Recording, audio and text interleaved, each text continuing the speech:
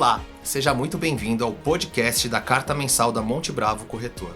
Aqui você vai conferir os principais destaques do mercado financeiro na visão dos especialistas da nossa área de análise para o mês de junho.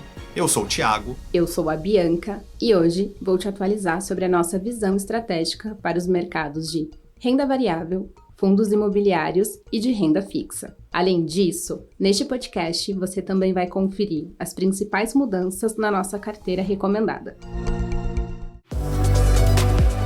Na carta mensal de junho da Monte Bravo Corretora, nossos especialistas ressaltam que a postergação dos cortes nos juros americanos e o aumento da incerteza fiscal prejudicaram o mercado brasileiro. Mesmo sem gatilhos no curto prazo, os cortes do Fed no segundo semestre devem impulsionar um rally da bolsa. Resumimos nossa estratégia de investimentos em 4 pontos principais. Juros nos Estados Unidos recuaram após o pico em abril, favorecendo ativos de risco a nível global. Aumento da percepção de risco fiscal impediu a alta dos ativos brasileiros. Ruídos associados ao arcabouço fiscal e intervenções nas empresas listadas minam a credibilidade dos ativos. E, por último, mercados domésticos sem gatilho no curto prazo, mas com bom potencial de alta até o final de 2024. Em maio, o recuo de 18 pontos base na taxa dos títulos de 10 anos do Tesouro Americano fez o dólar perder a força e impulsionou as bolsas globais, que subiram 3,8% de acordo com o índice MSCI World. Mais uma vez, o destaque ficou para as bolsas americanas com o Nasdaq Composto e o S&P 500, subindo 6,9% e 4,8%, respectivamente, no mês de maio. Este movimento é mais um que evidencia que os mercados de risco ao redor do mundo continuam dançando no ritmo dos juros norte-americanos. Quando as taxas sobem ou abrem, no jargão do mercado, o dólar se fortalece e o quadro fica adverso para os ativos de risco. Quando as taxas fecham, ou seja, os juros caem, ocorre o inverso, e os ativos de risco tendem a registrar ganhos. No entanto, mesmo com uma queda importante das Treasuries desde meados de maio, os ativos brasileiros não se valorizaram como seria esperado.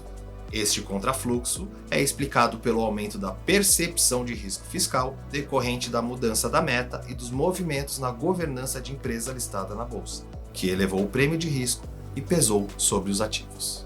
Os dados confirmaram um crescimento forte da economia brasileira em um contexto de mercado apertado e expectativas de inflação em alta sob um quadro fiscal cada vez mais incerto. Com esses fatores no radar, a verdade é que os gatilhos para um rally dos ativos de risco no curto prazo foram desarmados. O impulso externo, pilar central de alta, só deve ganhar força na volta das férias no hemisfério norte, entre julho e agosto. Os mercados só voltarão a apostar com força na hipótese de 3 cortes nos juros pelo Fed, a partir do terceiro trimestre de 2024. O cenário base Monte Bravo se mantém projetando 3 cortes de 25 pontos nos Fed Funds, que devem chegar aos 3,75% em 2025. Quanto aos juros locais, mudamos nossa projeção da taxa Selic terminal de 2024, de 10% ao ano na última carta mensal para 10,5% ao ano nesta edição. Mesmo mantendo nossa projeção de uma dinâmica favorável dos ativos de risco no terceiro trimestre, revisamos para baixo os preços dos ativos domésticos em razão da incerteza fiscal já mencionada. O aumento do risco implica em juros mais altos e, consequentemente, menor ganho de capital para a renda fixa. O custo de capital mais alto penaliza ativos de renda variável e fundos imobiliários.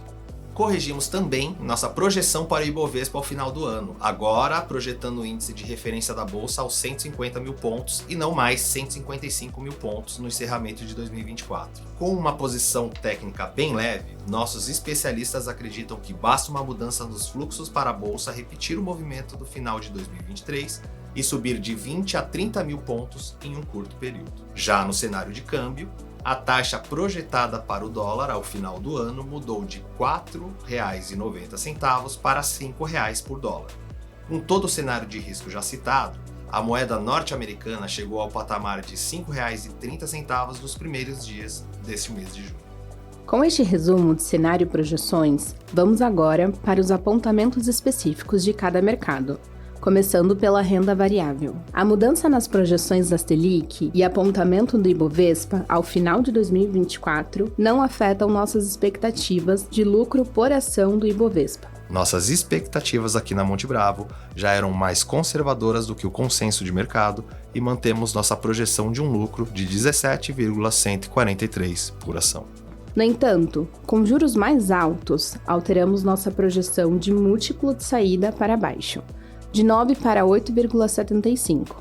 Esperamos ainda um fluxo menor vindo dos investidores locais. Maio foi um mês desafiador para a Bolsa, com o Ibovespa caindo 3% no período e chegando a um prejuízo acumulado de 9% nos primeiros 5 meses de 2024. O índice Small Caps, mais sensível a juros elevados e falta de liquidez, sofreu ainda mais, queda de 5,2% em maio e 12% no acumulado do ano. Apesar dos desafios citados, continuamos enxergando que as empresas brasileiras estão entregando bons resultados. A temporada de balanços do primeiro trimestre de 2024, encerrada em maio, corrobora com a nossa tese. Com exceção do setor de commodities, quase todos os setores da Bolsa tiveram uma temporada ligeiramente positiva nos 3 primeiros meses do ano. Acreditamos em um cenário de crescimento dos lucros das empresas brasileiras. Destacamos de forma positiva, então, o desempenho dos setores de alimentos, bebidas e de bancos. E apesar do pior desempenho relativo das empresas de commodities, alguns fatores nos deixam confortáveis em manter alguma exposição nessas empresas. O principal desses fatores provavelmente seja a recuperação da economia chinesa, uma vez que o gigante asiático vem apresentando números sólidos nos últimos meses e tem feito diversos bancos de investimentos revisarem para cima suas projeções de crescimento da economia chinesa. Algumas medidas adotadas pelo governo da China também podem indicar uma mudança no tratamento dado aos problemas do setor de incorporação imobiliária e devem indicar estímulos nos próximos meses. Teoricamente, este movimento deve sustentar a cotação do minério de ferro acima dos $100. No entanto, continuamos com uma visão mais negativa para as commodities agrícolas. Estas devem continuar sofrendo com as safras grandes no Brasil e nos Estados Unidos. Com estas condições, permanecemos com uma perspectiva positiva para longo prazo. Mesmo que a Bolsa tenha enfrentado um mês difícil devido a uma combinação de fatores, uma melhoria nas condições de juros globais e uma recuperação econômica da China confirmariam essa tendência positiva. Considerando as correções já citadas e entendendo que o momento demanda cautela, estamos confortáveis em aumentar nossa exposição em excelentes empresas que estejam sendo negociadas a preços descontados, algo normalmente difícil de acontecer. Nossa área de análise segue confiante em carregar posições em bancos, utilidades públicas, commodities e alguns setores sensíveis a juros, como shopping e construção civil. Falando agora de fundos imobiliários, o IFIX fechou o mês praticamente estável com uma alta marginal de 0,02%. No ano, o principal índice de fundos imobiliários do Brasil acumula uma performance positiva de 2,14%. O destaque do mês foram os fundos de recebíveis, que continuam com uma performance positiva, enquanto os fundos de tijolo continuam com desempenho negativo. A reprecificação mais acentuada das curvas de juros, em partes, ajudou a explicar a dinâmica mais negativa dos fundos de tijolo. Com uma Selic elevada, os investidores apresentam menor disposição a carregar FIIs de tijolo com remuneração abaixo de 10%. Como já comentamos nas últimas cartas e após revisões para cima da Selic terminal de 2024, estamos mais confortáveis em carregar fundos de recebíveis com carteiras concentradas em ativos atrelados ao CDI ou em fundos que possuam uma carteira diversificada entre indexadores. Em tese, uma Selic mais alta por mais tempo deve acelerar a conversão da inflação para a meta do Conselho Monetário Nacional. Neste cenário, teremos uma diminuição dos dividendos pagos pelos fundos exclusivamente indexados ao IPCA. Quanto ao mercado de recebíveis, o mês de maio trouxe um fantasma para a mesa do mercado de CRIs, com alegações de que a Vibra teria dado um calote em um CRI. Caso confirmado esse calote, teríamos reverberações no mercado de CRIs atrelados a contratos atípicos.